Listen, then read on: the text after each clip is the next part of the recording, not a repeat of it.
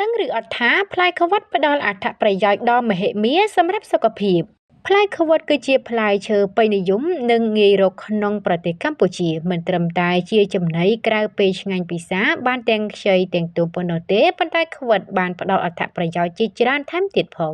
ខ្វិតគឺជាប្រភេទតែមួយនៅក្នុងពពុះក្រសាំងវាគឺមានដើមកំណើតមកពីប្រទេសចិនទៅកាន់ឧបទ្វីបឥណ្ឌានិងខាងកើតនៅតំបន់អាស៊ីអាគ្នេយ៍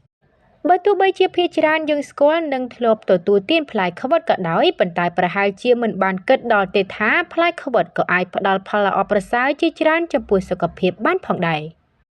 ទាំងនេះគឺជាអត្ថប្រយោជន៍ផ្លែខ្វិតដែលយើងគួរដឹង1ល្អសម្រាប់សុខភាពថ្លើមនិងតម្រង់នោមផ្លែខ្វិតមានផ្ទុកសារធាតុប្រឆាំងអុកស៊ីតកម្មនិងសមាសធាតុមួយចំនួនដែលប្រយុទ្ធប្រឆាំងនឹងរ៉ាឌីកាល់សេរីហើយថែមទាំងជួយឲ្យធ្វើដំណើរការមុខងារផ្សេងៗនៃរាងកាយមានលក្ខណៈកាន់តែប្រសើរទៀតផងដែរ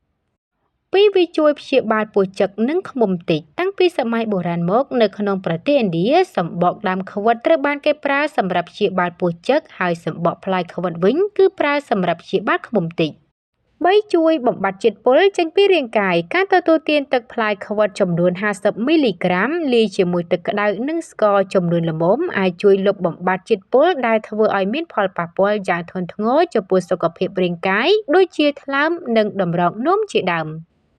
4ការពារជំងឺរាកស៊ីធ្មេញជំងឺរាកស៊ីធ្មេញគឺបណ្ដាលមកពីកង្វះវីតាមីន C ច្រើនហួសប្រមាណហេតុនេះជាជម្រើសដ៏ល្អមួយដែលអ្នកអាចការពារពីការកើតជំងឺមួយនេះគឺការទទួលទានផ្លែខ្វិតទុំជាជម្រើសដ៏ល្អ